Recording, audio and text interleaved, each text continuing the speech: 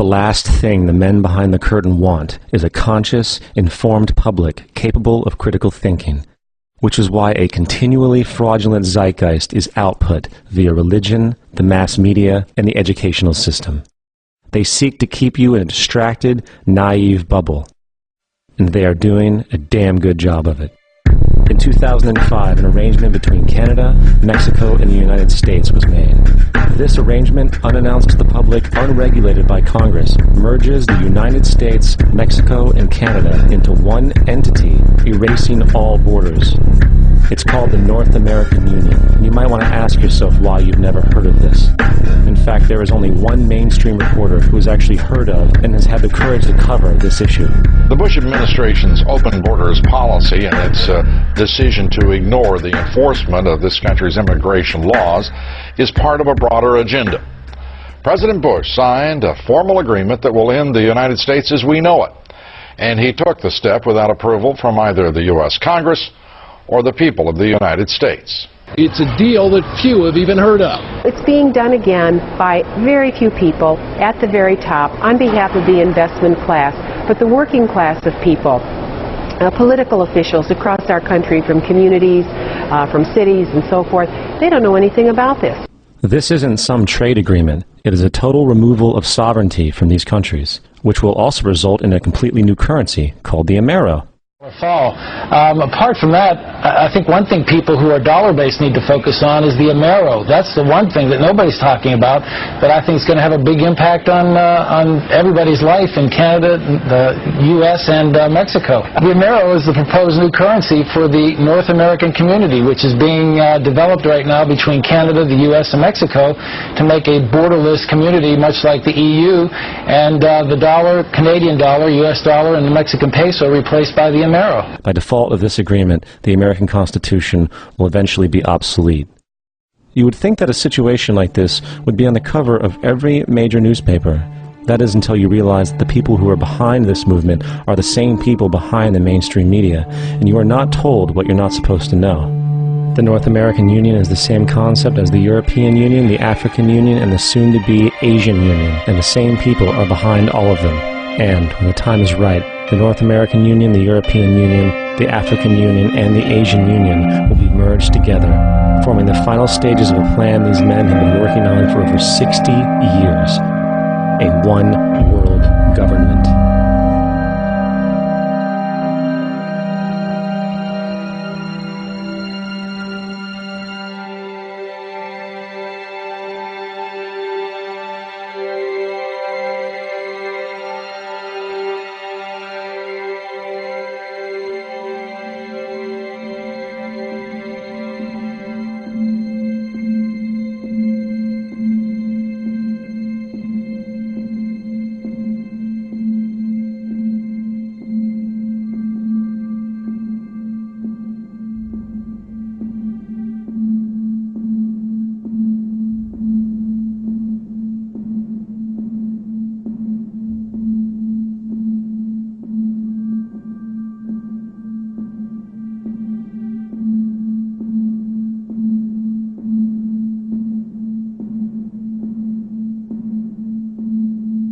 One bank, one army, one center of power. And if we have learned anything from history, it is that power corrupts, and absolute power corrupts absolutely.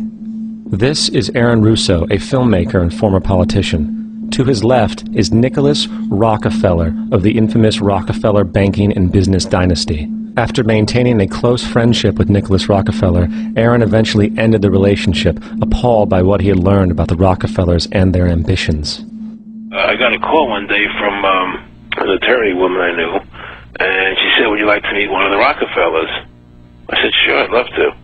And we became friends, and he began to divulge a lot of things to me.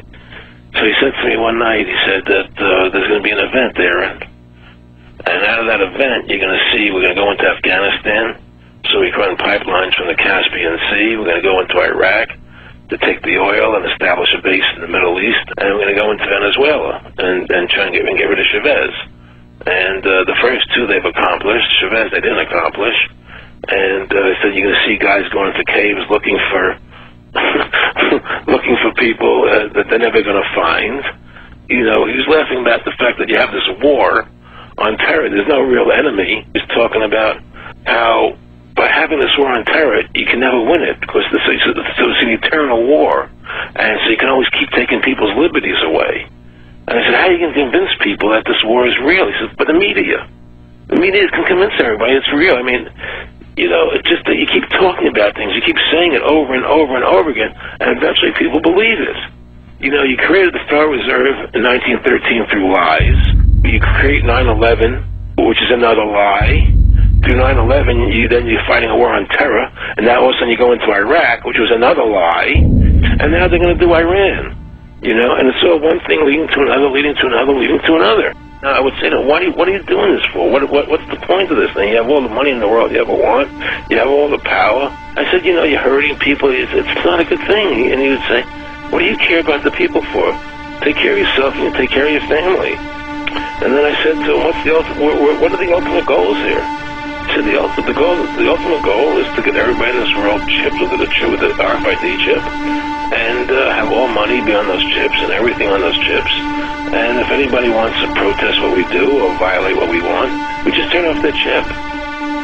That's right, microchips. In 2005, Congress, under the pretense of immigration control and the so-called war on terrorism, passed the REAL ID Act, under which it is projected by May 2008, you will be required to carry around a federal identification card, which includes on it a scannable barcode with your personal information. However, this barcode is only an intermediary step before the card is equipped with a VeriChip RFID tracking module, which will use radio frequencies to track your every move on the planet. If this sounds foreign to you, please note that the RFID tracking chip is already in all new American passports.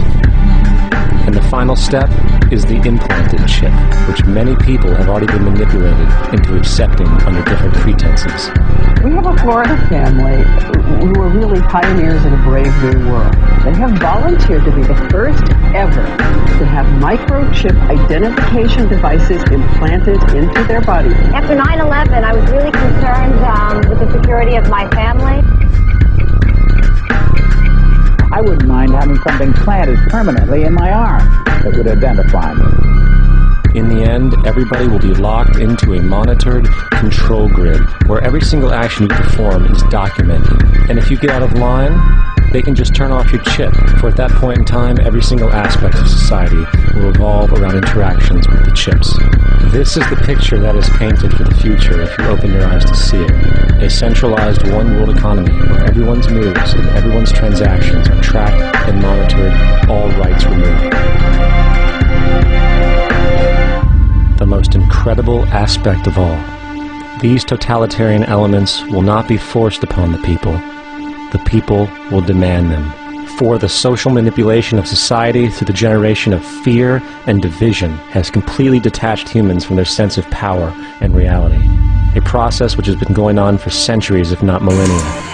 All right, this next story may sound like something out of, well, a Hollywood thriller. A Saudi inventor has created a killer microchip. It's designed to track terrorists and criminals and, well, you can think of somebody. Not only does it include a GPS device, it also has a lethal dose of cyanide, which can be activated at any time. You get my point?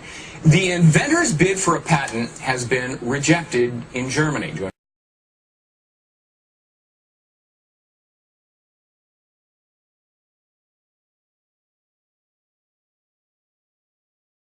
Now I know that. Does Carrie still have the RFID tag in her arm?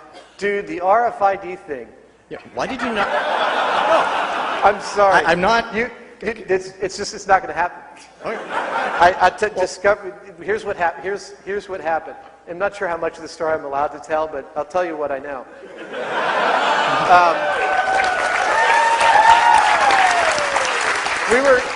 We were going to do RFID, and on several levels, you know, how hackable, how reliable, how trackable, et cetera, and one of our researchers called up Texas Instruments, and they arranged a conference call between, I think, Tori and the head producer over there for the other team, Linda Wolkovich, and one of the technicians at Texas Instruments. We're supposed to have a conference call to talk about the technology on like Tuesday at 10 a.m.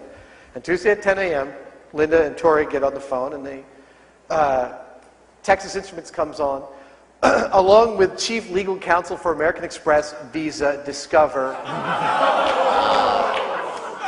and everybody else. I mean, and I got chills just as I described it. They were way, way outgunned, and they absolutely made it really clear to Discovery that they were not going to air this episode talking about how hackable this stuff was, and Discovery backed way down, being a large corporation who depends upon the revenue of the advertisers. And now it's on Discovery's radar. They won't let us go near it. So I'm sorry. No. We are. It's just one of those things. But man, that was a really. Story still gets a little white when he describes that phone conversation.